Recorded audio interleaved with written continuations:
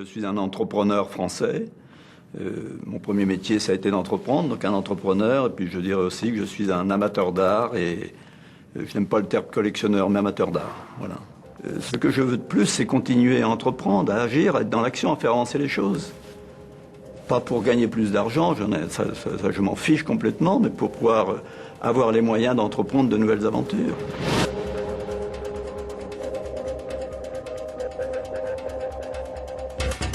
On y va. Au boulot. Allez, hop. À quelle heure commence là? On continue. Allez, hop. Ça y est, c'est bon. Ok. Oh. Et dire qu'on arrive dans 20 minutes et voir comment on organise les réunions sans perdre de temps. I would say I would.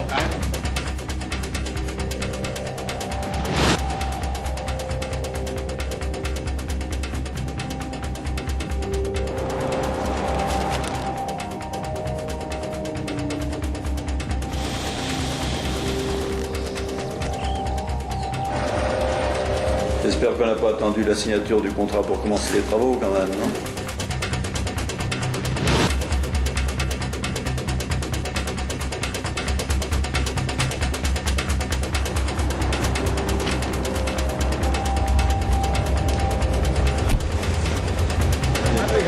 C'est vu? C'est vu? On peut... Je vous bouscule un peu, mais... Allez, on marche. Allez-y, attention à la caméra. Hein.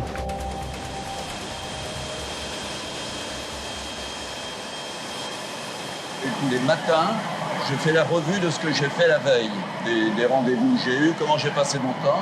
Et je suis souvent effaré du temps perdu dans des rendez-vous qui apparaissent pas très importants, voire inutiles, etc. Donc j'essaie de retenir l'essentiel, l'important du superflu. Et croyez-moi, dans l'emploi du temps, il y a beaucoup de superflu, beaucoup de choses de peu d'intérêt, mais il me semble s'écarter. C'est une remarque qu'on me fait souvent, qu'on me reproche, ma famille, en disant « mais pourquoi tu cours tout le temps comme ça, pourquoi tu ne prends pas ton temps ?» Mais je ne sais pas sans doute prendre mon temps, voilà.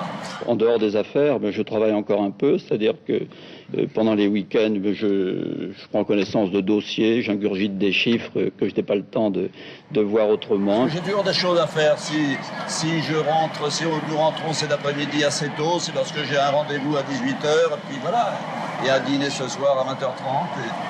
Alors vous me direz, j'aurais pu me dispenser de mon rendez-vous à 18h, pas prendre de dîner, puis rester à Venise, comme vous dites, avec une jolie fille, avec des amis, puis non, c'est pas mon style de vie. Maxime, dis-moi un peu ce qui t'intéresse dans la vie. Je m'intéresse aux milliardaires, je regarde un peu ce qu'ils font. Moi, quand je serai grand, par exemple, j'aimerais bien être milliardaire. Alors, quel milliardaire t'intéresse? François Pinault. Oui, c'est qui François Pinault? Alors, François Pinault, c'est un grand milliardaire quand même. Il a une entreprise qui s'appelle Pinault. Et c'est une usine où c'est une fabrication et des magasins de parquet qui vendent du parquet et du bois. C'est quand même un homme d'affaires assez connu, hein, François Pinault.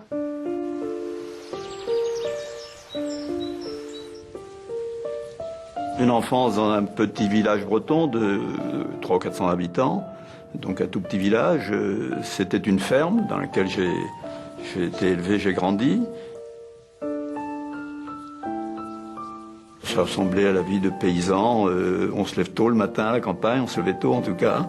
Il fallait s'occuper des bestiaux, des vaches, voilà, j'ai des souvenirs, me lever très tôt, aller avec un ouvrier agricole qui était à la ferme, couper du trèfle le matin pour donner à manger, enfin, des anecdotes comme ça, des souvenirs. Et puis l'école communale de monsieur et madame Cadiou, qui était un couple extraordinaire, c'est eux qui m'ont appris à parler français, parce qu'à la maison on parlait surtout le gallo, qui est un bratois de cette région.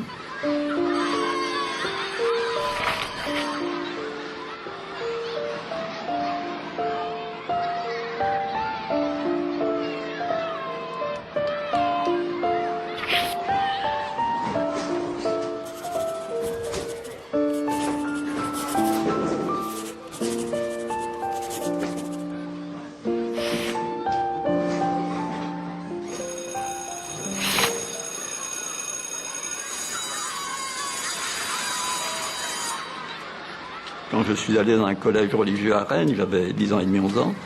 Je venais de la campagne, mal dégrossi sans doute, moins bien habillé probablement que que mes petits copains qui venaient de milieux plus installés.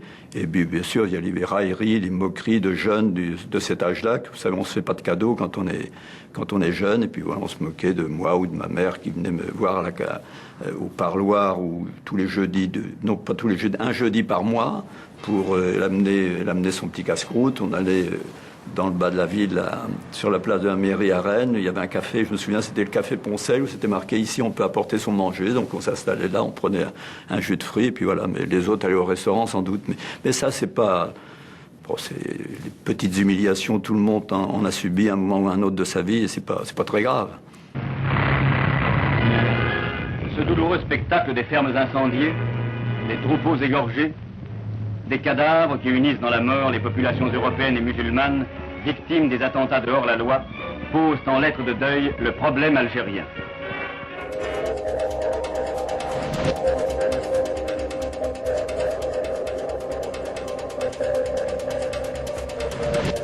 La rupture, ça a été la guerre d'Algérie. Un soir, je m'engueule avec mon père, qui était un paysan rude, extraordinaire, mais assez rugueux, parce que lui-même avait eu une vie difficile et une enfance qui probablement n'avait pas été commode. Et j'avais 19 ans, un peu plus. C'était la guerre d'Algérie. Le lendemain matin, je suis monté dans un autocar, je suis allé à la caserne à Rennes, j'ai signé ce qu'on appelait un devancement d'appel. Il fallait de toute façon que je fasse mon service militaire, donc je suis parti comme engagé volontaire pour l'Algérie. Je suis rentré 30 mois après. Et ça a été une vraie rupture dans ma vie, parce que d'abord, c'est la première fois que je sortais de Bretagne. Je n'étais jamais venu à Paris, donc j'ai pris le train pour aller à Paris. Je me suis retrouvé à Marseille et après sur le bateau, le ville d'Alger pour aller en Algérie comme militaire. Et là, j'ai appris quand même d'abord à rencontrer des gens qui n'étaient pas des Bretons, qui venant d'autres régions de France ou d'ailleurs. Ce sont des leçons de vie assez redoutables qu'on éviterait, mais qui font que lorsque vous revenez de ce type de conflit, vous revenez différent, évidemment. L'Algérie vit aujourd'hui dans un climat d'insécurité qui chaque soir vide les rues des villages et réunit dans l'angoisse d'une attaque les habitants des campagnes. Là, j'ai appris quand même très vite à sous-peser ceux sur qui on peut compter ou pas. J'ai appris très vite ça. C'est une leçon pour la vie. Quand je vois quelqu'un aujourd'hui, que je le sens, j'essaie de le renifler, comme on dit, je me dis, celui-là, est-ce que je pourrais traverser la jungle avec lui ou aller dans le désert avec une gourde d'eau, seul avec lui? Voilà, c'est une bonne question qu'on peut souvent...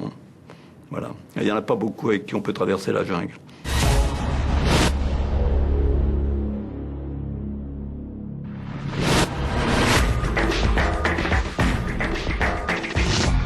En 1963, j'ai créé à Rennes ma première entreprise. Je l'ai créée avec peu de moyens, puisqu'il s'agissait d'un prêt relativement modeste et je n'avais pas d'argent ou pas beaucoup d'argent. Mais dès le départ, j'ai eu le souci de m'entourer d'une petite équipe. Elle n'était que de 10 il y a 25 ans, mais une petite équipe qui, dès le départ, était une bonne équipe, une équipe performante. On peut faire un métier, le métier qu'ont fait les autres. Quand j'ai démarré il y a 25 ans, ce métier existait, mais je ne l'ai surtout pas fait comme les autres. Je me suis démarqué en ayant analysé leur système, en essayant de faire mieux et d'une façon plus efficace.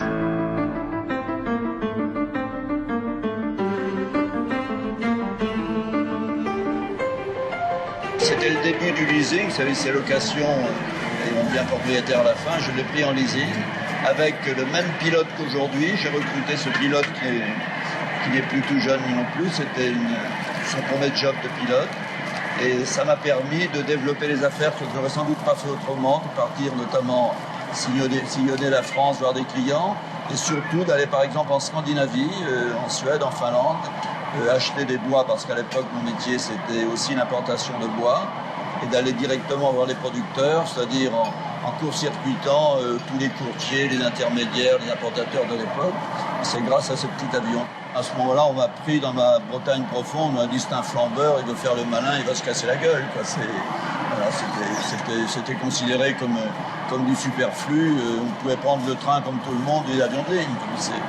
Mais j'avais mesuré le temps que je pouvais gagner et voilà.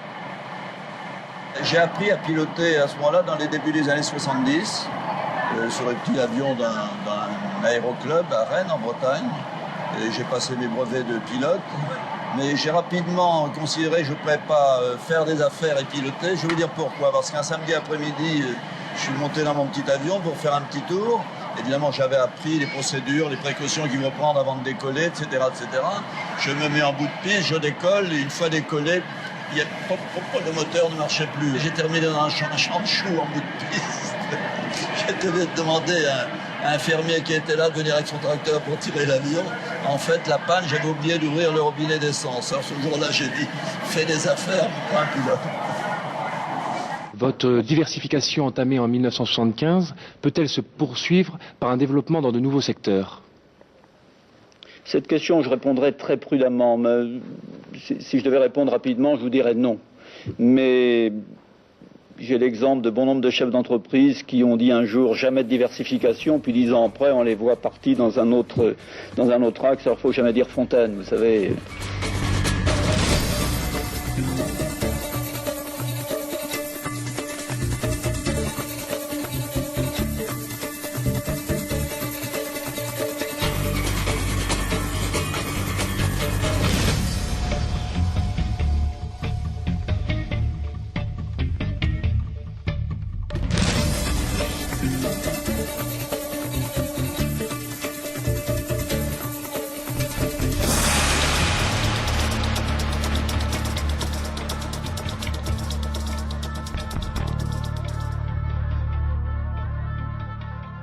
Number one, number two, and I would say I would. Le plus difficile, ce sont les années de départ. Quand vous n'avez rien, vous n'existez pas. Les fournisseurs vous font pas ou peu confiance, les clients ne vous attendent pas, et les banquiers vous disent bien gentil le petit jeune, mais on verra plus tard. C'est ça le plus difficile. Et là, il faut pas se laisser prendre par le découragement, se laisser baisser les bras, parce qu'il y a bonnes occasions, on dit mais j'y arriverai pas, il faut laisser tomber.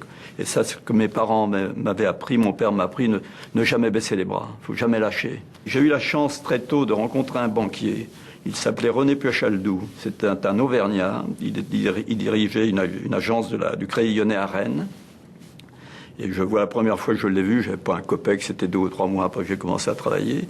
Il me regarde, il me dit, si je regarde le bilan, je vous prête rien du tout. Et si je vous regarde, je vais vous prêter sur l'argent que vous allez gagner dans l'année pour l'année prochaine. Il a toujours anticipé, enfin c'est un peu une boutade, anticipé ma capacité à faire des résultats, avancer, etc. On y va, on continue. Je pense pas que ce soit lié au bon sens, mais le bon sens, comme la ténacité, ça s'apprend pas à l'école. Donc les atouts que j'ai, ce sont des choses qu'on n'apprend pas à l'école. Donc il n'y a pas de cours de bon sens dans les écoles de commerce, je crois pas. Il devrait peut-être, mais je ne pense pas que ça s'acquiert par les études. Allez. Parce qu'en France, on a une prédisposition à considérer les vieilles fortunes, 2, 3, 4 générations, et les fortunes faites trop rapidement, on dit mais tout ça, ça ne peut pas être très honnête. Bon, qu'est-ce que vous voulez répondre à ça? Je crois avoir eu une attitude toujours honnête, n'avoir volé personne, n'avoir toujours payé mes fournisseurs, n'avoir lésé personne. Mais alors on me dit, vous êtes dur en affaires. Bien sûr, j'ai été dur, je suis dur en affaires, mais je réponds par une boutade, je n'ai jamais été assez riche pour être tendre en affaires. On ne peut pas être tendre dans les affaires. On doit être réaliste, et puis voilà, et défendre ses intérêts. Mais c'est pas pour ça qu'on est malhonnête. En défendant ses intérêts, on défend les intérêts des salariés qui travaillent avec vous. Si vous êtes un mollasson à la tête d'un groupe, vous l'emmenez à la faillite, et puis c'est des chômeurs. Donc, en défendant vos intérêts, vous défendez bien sûr les intérêts de tout le monde. Et on vous fait confiance, ceux qui travaillent avec vous ne vous font confiance que s'ils sentent une énergie, une volonté, quelqu'un qui sait voir les choses et qui sait trancher dans l'intérêt de son groupe.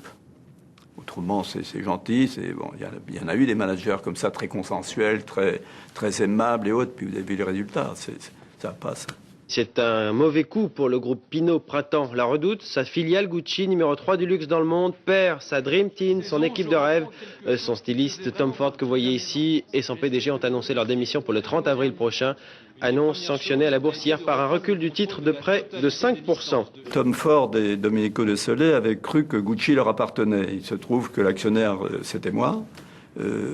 Voilà, c'était pas. Il voulait mener une politique qui ne correspondait pas à celle à laquelle je croyais. Puis un beau jour, j'ai dit à Tom Ford, bien Tom Ford, vous partez. Ce qu'il n'a pas compris d'ailleurs, parce que comme il se croyait chez lui, il est parti. Ça a tangué, les gazettes se sont dit oh là là, il est fou, il va foutre le groupe en l'air. Puis on a vu que depuis c'est reparti. Une entreprise, c'est d'abord une entreprise. Après les hommes, une entreprise, c'est pas un homme. Une organisation doit tenir. Même si vous enlevez un des hommes, ou même quelqu'un à la tête de cette organisation.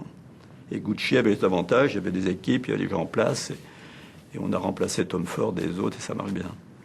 La philosophie, c'est une large délégation. C'est faire confiance aux hommes, faire confiance aux dirigeants, les recruter le mieux possible, savoir les jauger, mais leur faire confiance. Autrement, on ne peut pas tout faire. Vous savez, si j'avais pas à Château-Latour un dirigeant à la hauteur, ou à Christie's un dirigeant à la hauteur, et à la Redoute ou à la FNAC des dirigeants à la hauteur, on ne peut pas tout faire soi-même.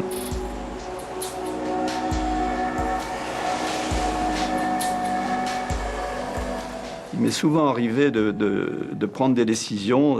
On s'est dit, mais il s'est réveillé ce matin, il fait ça, c'est pas sérieux, il va le nez au vent comme ça.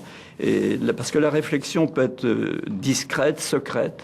On peut réfléchir à des projets pendant longtemps. Ça ne se sait pas, ça ne se voit pas. Puis un jour, vous avez bien en tête ce que vous devez faire, ce que vous pensez devoir faire pour réussir une opération, une OPA par exemple. Ben vous décidez de la lancer, l'effet de surprise dans les affaires est très important. Imaginez-vous en militaire, vous êtes général d'armée, vous allez dire à vos adversaires, j'attaque à tel endroit, à tel jour, à telle heure, vous risquez de prendre la pâtée, quoi. Donc vaut mieux les informer dans ces cas-là. Si j'avais une devise, ce serait audace et générosité. C'était la devise des chevaliers au Moyen-Âge. D'ailleurs, entreprendre, il faut beaucoup de culot, il faut de l'audace, il faut prendre des risques. Autrement, on n'est pas... Là aussi, ça ne s'apprend pas à l'école. La prise de risque, il n'y a pas de cours de prise de risque. Le bon sens, c'est prise de risque. Donc, il faut prendre des risques. Et autrement, vous ne faites pas la différence. Vous ronronnez. Mais en même temps, il faut savoir regarder les autres, considérer les autres et les aider autant que faire se peut et faire preuve d'une certaine générosité dans la discrétion. Voilà.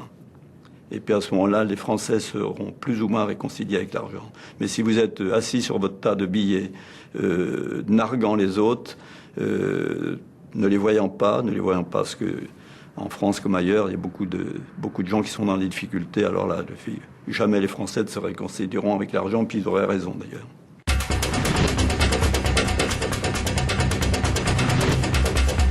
Est-ce que vous êtes un fidèle de Jacques Chirac? Est-ce que vous lui devez votre réussite?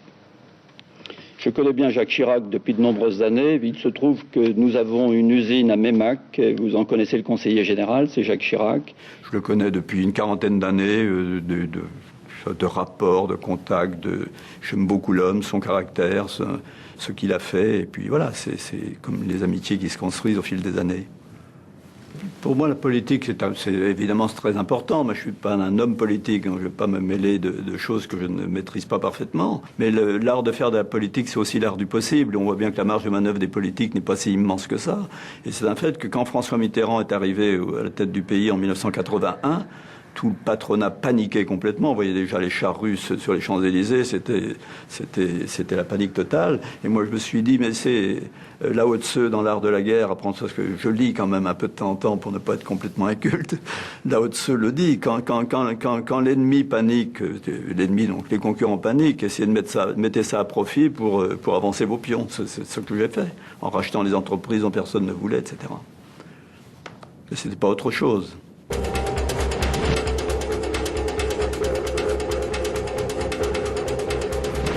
François-Henri, mon fils, avait fait HEC, il était parti aux États-Unis pendant 2 ans.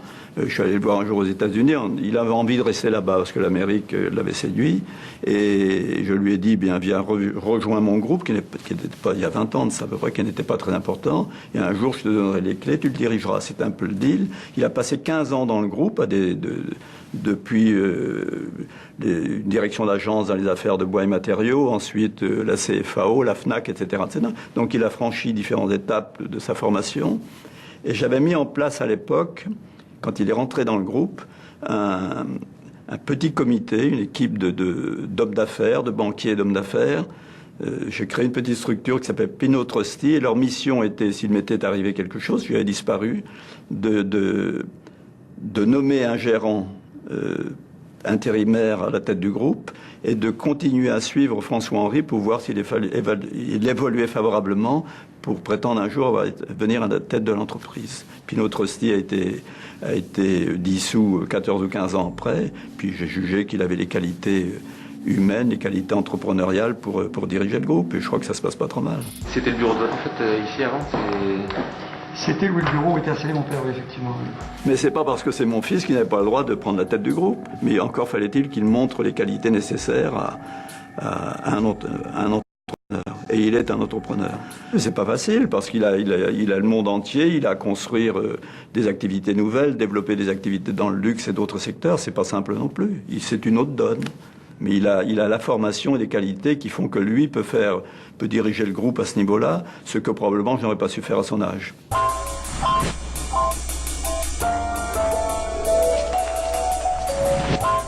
Un jeune qui rêve, je lui dirais d'abord de faire de bonnes études s'il le peut, parce que c'est plutôt un handicap de ne pas en avoir fait qu'un avantage. Il faut quand même le savoir. Mais s'il n'a pas fait d'études convenables ou très importantes, c'est de choisir une voie, de dire je me sens capable de me réaliser dans tel ou tel métier, ne pas se disperser, se focaliser. Vous savez, pour faire la différence, il faut ne penser qu'à ça. C'est un peu comme les sportifs de haut niveau. Vous ne pouvez pas vouloir creuser l'écart avec vos concurrents, puis en même temps avoir une vie mondaine, aller faire du ski, aller faire... Vous savez, moi, je n'ai jamais pris de vacances avant l'âge de 33 ou 34 ans. Je ne prenais pas de vacances. Je suis un handicapé des loisirs. Je ne sais pas skier, je ne sais pas jouer au golf, je ne sais pas... Voilà, si on veut être un patron, si on veut commander quelque chose, il faut le mériter par rapport à ceux qui travaillent avec vous. Être un peu un exemple, ou essayer de l'être. La ténacité, le sens de l'effort dans la durée, que rien n'est tout cuit comme ça, rien ne s'acquiert facilement, il faut faire des efforts et continuer. La capacité aussi à se remettre en cause, c'est-à-dire essayer, si ça ne marche pas, essayer à nouveau, etc.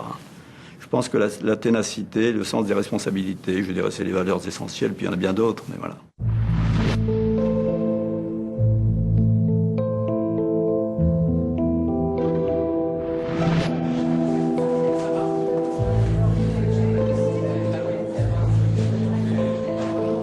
La part de ma femme est considérable parce qu'elle m'a accompagné pendant toutes ces années. Elle s'est occupée de tout ce que je ne savais pas faire, je ne pouvais pas faire en dehors de mes entreprises, de l'organisation de la famille, des maisons, etc., etc., l'aspect social des relations.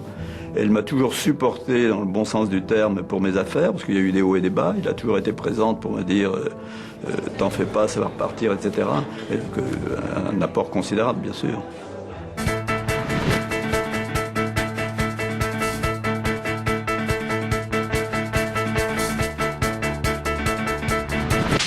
On a été tellement blackboulés pendant des siècles et des siècles qu'il faut faire remarquer que c'est une province qui existe, avec son caractère, avec ses atouts, voilà, c'est une région de France qui a été assez largement négligée, comme vous le savez, qui a servi à fournir la chair à canon. Napoléon, 1870, 1914, n'en parlons pas. Puis après, on a oublié de l'équiper, il n'y avait pas de route, jusqu'à les années 70, il n'y avait pas d'équipement. C'était très en retard sur toute la France. C'est une région qui a été la région mal aimée de la France.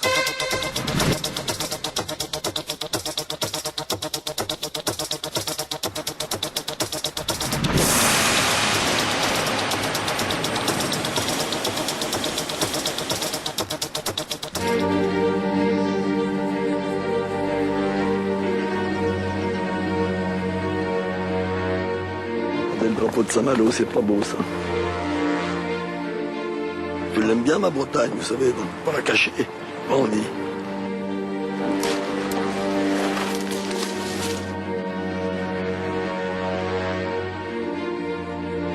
Ici, c'est une partie qu'on appelle l'enclos, c'est une partie un peu historique de Château-Latour.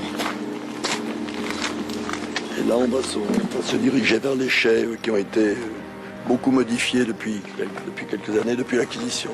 J'ai acheté la tour en 1993 et on a fait de lourds travaux pendant quelques années pour moderniser tout ce qu'est la partie technique. Puis là, on continue. Il y a une ampoule de grillé, là, du temps.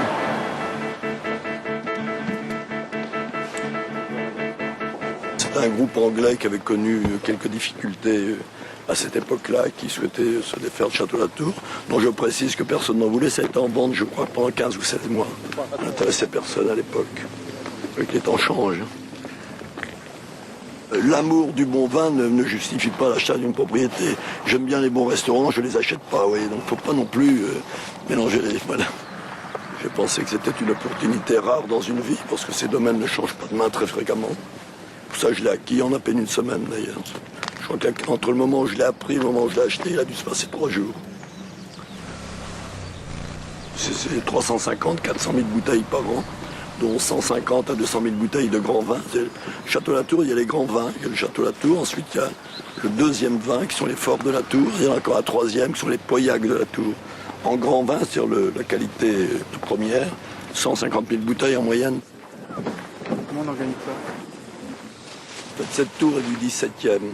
Elle a été reconstruite à l'endroit où il y avait, paraît-il, une tour où les Bretons ont protégé la région des attaques des Anglais. Voilà, donc c'est le retour des Bretons, si vous voulez. Il était surpris de ne pas voir le drapeau breton.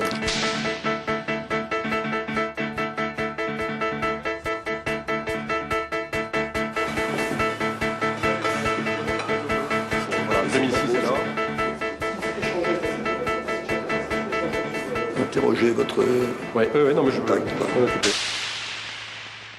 Quand j'ai acquis la tour, je pouvais le faire. Donc c'est la première chose, c'est d'avoir les moyens de le faire. J'avais les moyens. J'aurais pu acheter un immeuble ou deux sur les Champs-Élysées, mais j'ai pensé que acheter un domaine viticole d'un vin connu dans le monde entier, c'était plus intéressant, puis c'était un actif plus liquide.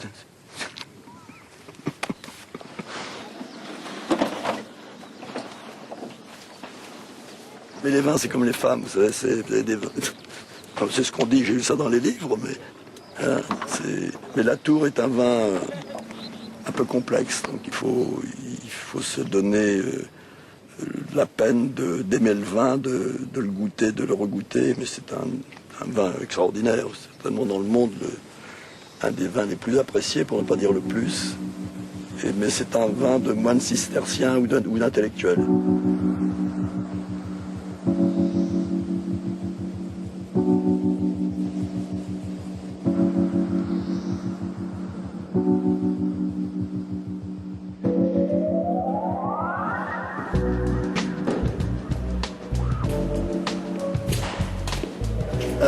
Bon. Une bonne année.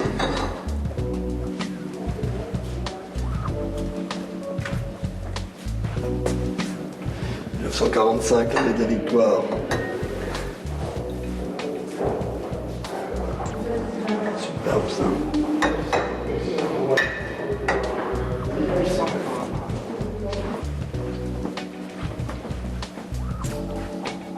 La date de naissance, mais n'en parlons pas.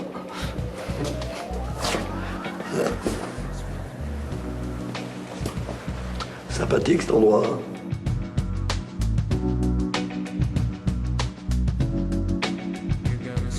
Vous savez, la tour existera encore dans quelques siècles, en tout cas je l'espère. Et ma responsabilité, je suis un dépositaire de ce patrimoine qui va bien au-delà de ma personne, évidemment. Et c'est de le remettre après moi dans un état au moins aussi bon que celui dans lequel je l'ai trouvé.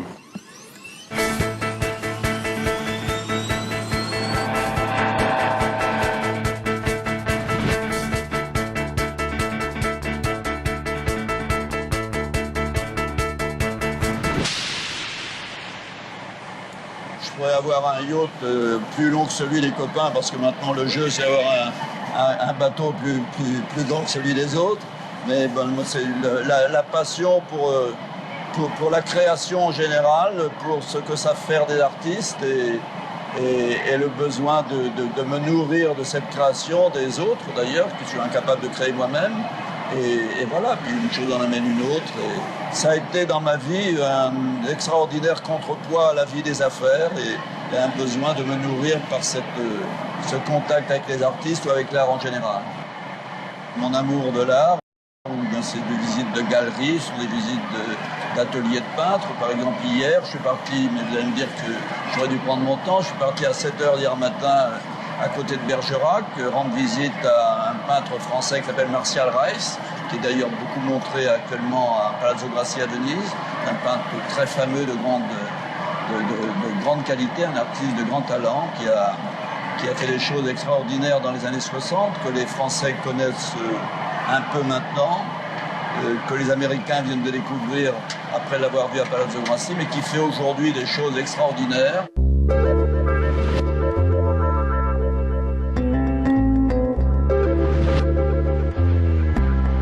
Bretonne dans les cours de ferme, mais une vieille dame dans la cour de ferme qui avec des oies, là, une dame toute petite et qui faisait ça va vous faire sourire.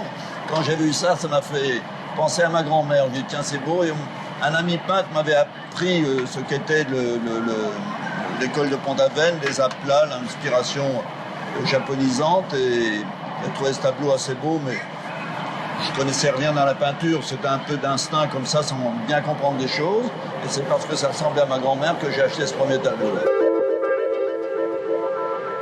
Je suis tombé un peu en arrêt devant ce tableau. Mondrian, c'est la rigueur. C'était d'abord une avancée extraordinaire dans l'histoire de la peinture, une grande rigueur, une grande méthode, une harmonie de couleurs d'une grande efficacité très belle.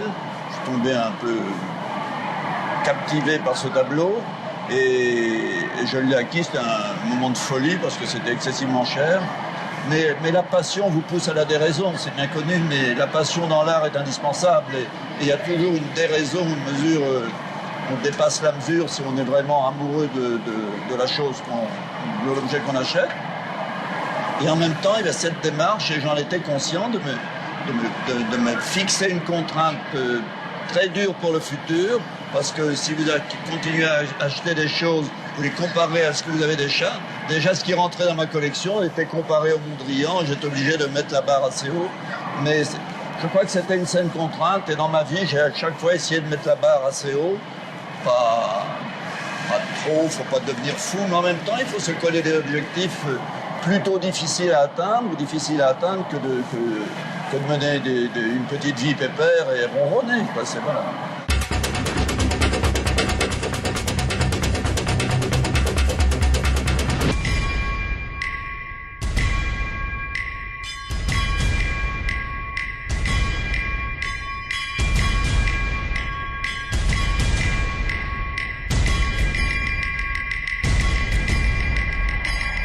J'ai une particularité, il faudra demander à des psychanalystes ce que ça veut dire, une faculté extraordinaire à oublier le passé. Et le passé, je ne vais pas dire qu'il ne m'intéresse pas, il m'intéresse peu. L'histoire de mon enfance, de mon parcours, il y a eu Boulogne, j'ai essayé, ça n'a pas marché. Pour moi, c'est complètement occulté maintenant. Je suis dans le futur, dans ce que je suis en train de réaliser et ce que j'ai à faire plus tard. Mais Boulogne est terminé. Alors, évidemment, ce sera un regret parce que ça a été un énorme gâchis. J'y ai perdu 5 ans, j'ai fait travailler un des plus grands architectes du monde, mobiliser des équipes compétentes et nombreuses. C'est dommage, mais enfin, c'est la vie. Vous voyez la leçon à tirer que on peut se prendre pour quelqu'un d'important, quelqu'un qui a des contacts, quelqu'un qui a des relations, et c'est pas pour autant que vous pouvez tout faire. La preuve, je n'ai pas réussi à le faire. Bien sûr, j'avais des contacts avec les ministres de la Culture, avec le maire de Boulogne, avec les premiers ministres de l'époque, avec le président de la République. Bien fait. Il y a en France une administration qui est probablement extrêmement puissante. Et puis pour tout vous dire, je crois que le domaine de la culture est depuis des siècles, depuis longtemps, depuis les rois de France, un monopole de... C'était les rois, ensuite c'est devenu un monopole d'État. Et pour vous dire le fond de ma pensée, je crois bien que l'administration française, enfin celle du domaine culturel, n'a pas tellement envie que des intérêts privés viennent marcher sur ses plates-bandes. C'est ça le fond de l'affaire. Et elle a bien tort. L'avantage d'un privé comme moi, notamment lorsqu'il s'agit d'art contemporain, c'est de pouvoir prendre des risques, avec le risque aussi de se tromper, mais des risques d'acquérir des artistes d'aujourd'hui, de jeunes artistes, de trouver des œuvres majeures dans des conditions convenables. Et puis, ce que ne peut pas faire un conservateur de musée, parce que lui, il a une commission d'acquisition. Si on lui présente un jeune artiste que personne ne connaît, avec des choses bizarres, parce que quand ses créations, ça peut être bizarre, on lui demande, on lui dit, écoutez, attendons un peu, on verra plus tard, alors que quelqu'un comme moi peut décider tout de suite d'acquérir des choses comme ça. Donc c'est un complément qui m'apparaissait intéressant, voire nécessaire, mais bon. Regardez aujourd'hui l'île Seguin, il y a encore un terrain vague, et dans quelques années, je crains bien que ce soit encore la même chose. Donc, voilà.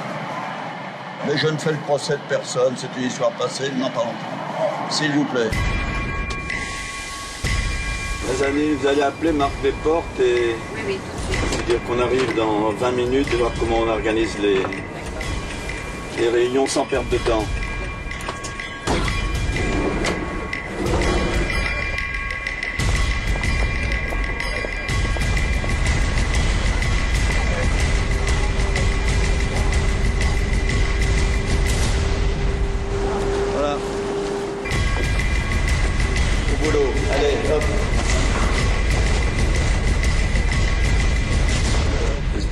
attendu la signature du contrat pour commencer les travaux quand même, non?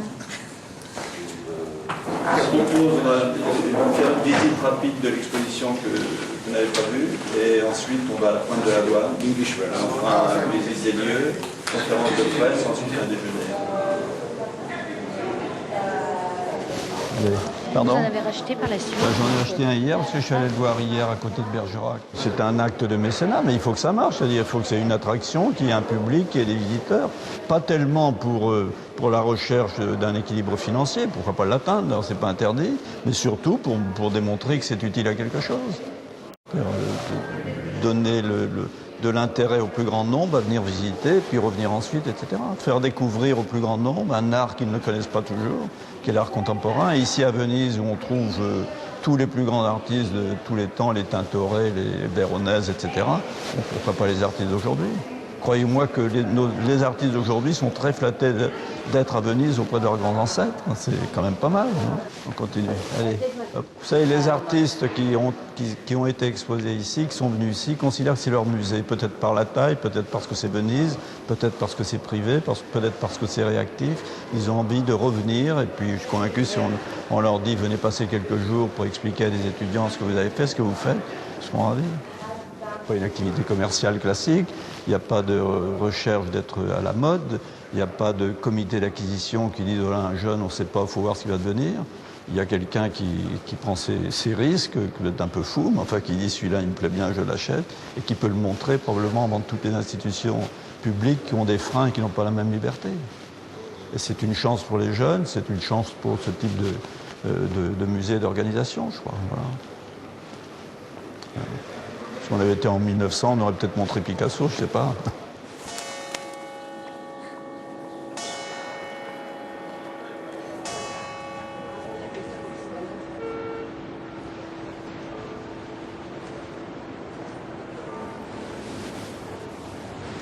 Et voilà. Here we are. Allez. L'espace de Palazzo Grassi est relativement restreint parce qu'il y a 4000 m² environ. Et c'est un agrandissement qui va être très utile parce que ça nous donne évidemment des mètres carrés en plus, mais surtout une hauteur. Et l'art contemporain, une des particularités, souvent toutes les pièces sont grandes, les tableaux aussi bien que les sculptures, donc ça nous donnera des espaces, des volumes plus importants.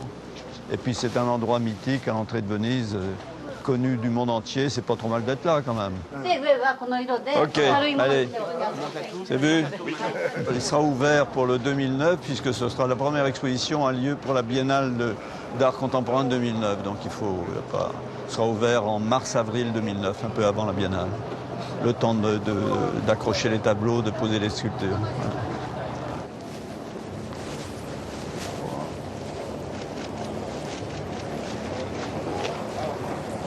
Ça va être une belle sculpture, là. J'ai demandé à des artistes de réfléchir. Et puis, on fera tourner, ou puis celle qui plaira le mieux, on la laissera définitivement. C'est vu? On peut... C'est bon, allez. C'est Camille, là. C'est Camille, là. Merci beaucoup d'être venu.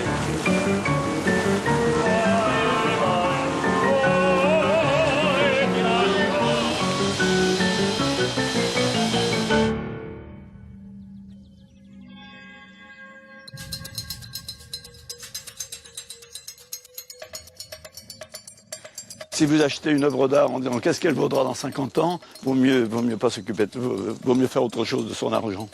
C'est toujours une mauvaise question. L'art n'est pas un investissement. Faut pas raisonner en j'investis dans l'art, c'est une erreur monumentale. Ah oui, non, mais ça, faut. D'ailleurs, l'art vu comme un investissement, je pense que l'art se venge et qu'un jour ou l'autre, il faut acheter avec ses yeux, avec son émotion, avec sa sensibilité. Alors là, c'est une sculpture de Richard Serra que j'ai fait venir de Californie. Elle était exposée au musée de Los Angeles. Et j'avais dit à Richard Serra que je voudrais la mettre dans une chapelle romane, une ancienne chapelle. Il me dit quelle bonne idée. Alors j'ai acquis les murs de cette chapelle dans un village de Normandie et j'ai remonté cette chapelle ici pour montrer un peu le côté spirituel, de recherche de spiritualité ce travail, qui est un travail très minimal. Ce sont des blocs d'acier qui pèsent plusieurs dizaines de tonnes. Mais voilà, côté intemporel de ces choses-là. Allez, on continue. Alors là, vous allez voir une autre, dans la forêt, une sculpture de Richard Serra qui est assez impressionnante. Et Richard Serra traite magnifiquement, au fond, la vie, quoi, la solidité, la robustesse et en même temps la fragilité. Quand on regarde ça, on se dit que tout peut s'écrouler, qu'on enlève une cale ou un petit souffle et ça tombe, et en même temps, c'est d'une grande solidité. Voilà. Très belle chose.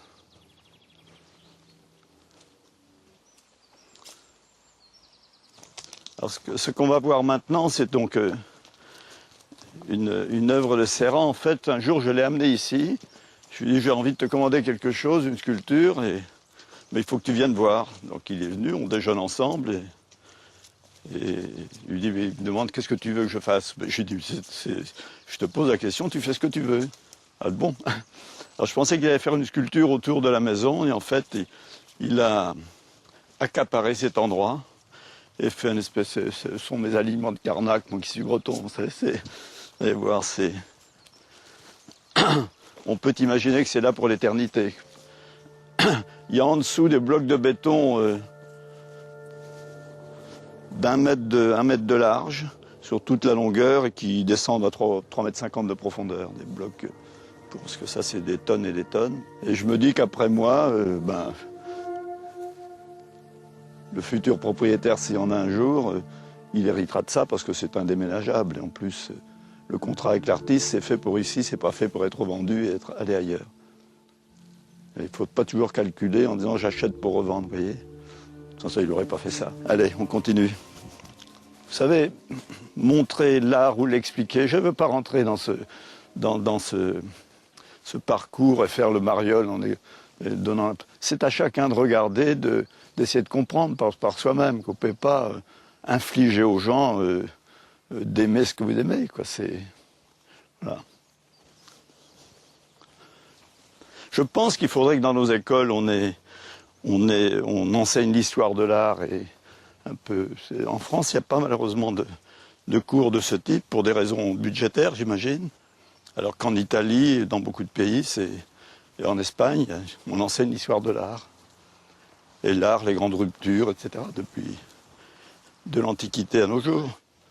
Comme je vous l'ai déjà dit, je crois que je n'ai pas voulu m'enfermer pour ma collection dans ma préférence, qui va plus vers l'art minimal, en peinture aussi bien qu'en sculpture, c'est-à-dire sculpture Serra.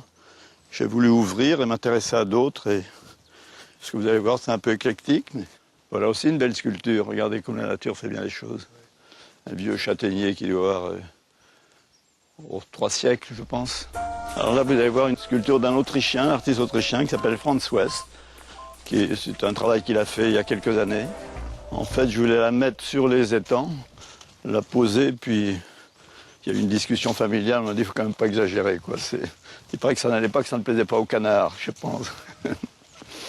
Donc je l'ai mise là, ça marche partout, hein, mais c'est très beau. Allez, on y va, on continue. Là, vous allez voir une sculpture de Picasso de 1962, qui fait 5-6 mètres de haut. Vous voyez, c'est une baigneuse assise. Elle était à Chicago. Et c'est la seule en France. Mais imaginez, quand il a fait ça, on dit qu'il ne faut quand même pas se foutre du monde, c'est du béton avec des cailloux. Voilà. C'est pas vieux, elle est de 1962, donc il y a 45, 46 ans. Chilida était un ami, et j'ai commandé un jour une sculpture. 5 ans après, il m'a amené cette pièce-là.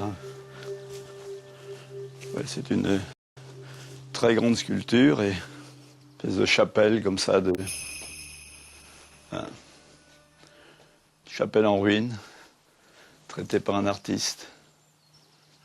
Mais là, j'aime bien venir ici, méditer, puis réfléchir, tourner autour de cette sculpture. Et là aussi, ça doit élever un peu, quoi. Là, j'essaye. Allez, on va aller voir des trucs plus marrants. Un nounours. Un nounours, c'est une lampe, vous voyez pas. Chez les petits-enfants, ça les amuse beaucoup. Il appelle Teddy. C'est un artiste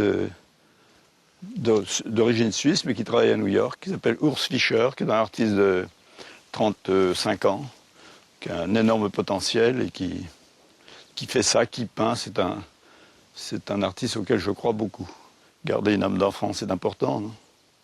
Donc l'aspect dur et d'homme d'affaires intraitable, c'est peut-être finalement le vernis, allez savoir. Allez, regardez ça, pas beau? C'est un nounours.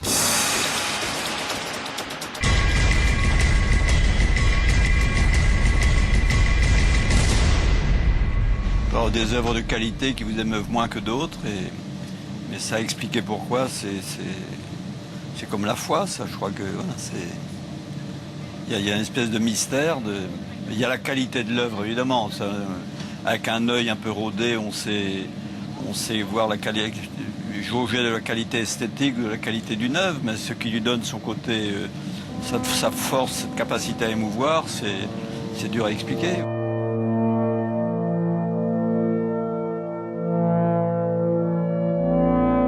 C'est le piège permanent, notamment dans l'art d'aujourd'hui, où des artistes cherchent à provoquer et ne cherchent qu'à provoquer, ce qui n'est pas le rôle de l'art. L'art doit provoquer, interpeller, mais derrière tout ça, doit y avoir une véritable création, une qualité d'œuvre. La première réaction, c'est de rejeter et puis de dire tout ça, c'est de la connerie, c'est pas bien. C'est la réaction, justement, bourgeoise, conservatrice, de tout ce qui est innovation, de considérer que c'est pas bien.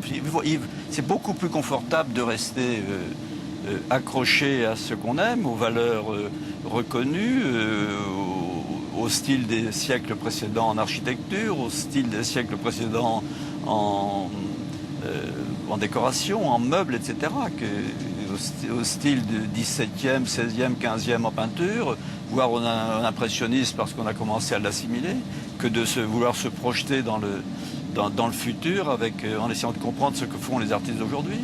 C'est l'inconfort par définition, mais c'est aussi un moyen de comprendre mieux, sans doute, le monde d'aujourd'hui, le monde dans lequel nous vivons, le monde dans lequel nous risquons d'aller. Et en tout cas, c'est l'anticonformisme. Il ne faut pas s'enfermer dans le conformisme. C'est toujours une réaction dangereuse parce que vous êtes convaincu que ce à quoi vous croyez, il n'y a que ça. Ce que vous aimez, il n'y a que ça. Mais il y a aussi des gens qui ont d'autres goûts, pour d'autres civilisations, pour d'autres... Voilà, l'art contemporain, c'est une recherche d'ouverture et de compréhension d'autre chose que vos propres compréhensions et convictions. C'est en ça que c'est utile, je crois.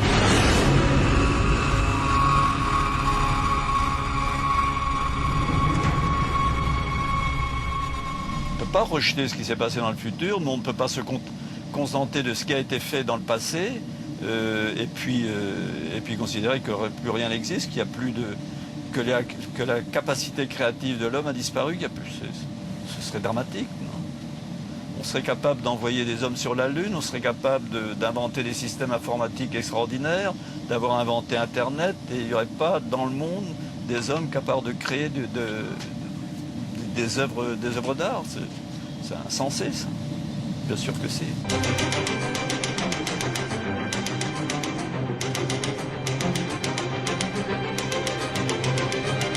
Voilà, c'est bon. Merci, ça y est. Je ne pense pas être le seul qui partit de pas grand-chose et puis faire un parcours. Chacun fait le parcours qu'il peut. Le fait que mes origines modestes, je n'ai jamais été animé par l'esprit de revanche. Je ne sais pas ce que ça veut dire et ce qui m'a donné sans doute le goût de l'action, c'est plutôt la volonté d'agir, d'entreprendre, au début de m'en sortir, parce que je vivais dans des conditions assez modestes, et je voulais après tout, je me dis pourquoi moi, je ne pourrais pas avoir une belle voiture, une belle maison, ça c'est au tout début, mais ça n'a jamais été la revanche, non. On le dit ça parce qu'évidemment, non, on dit c'est un fils de paysan, il veut régler des comptes à la classe bourgeoise, à l'aristocratie et aux autres, mais c'est faux, je n'ai pas de compte à régler à personne. Mes parents, ils m'engueuleraient en me disant t'en fais bien de trop, ça sert à quoi tout ça, etc.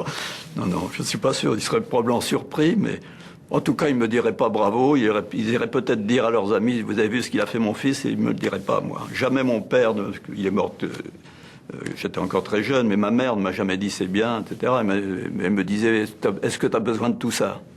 C'était un peu... Mais j'ai su après sa mort qu'auprès de ses amis dans le village, et voilà, elle était plutôt fière, je crois.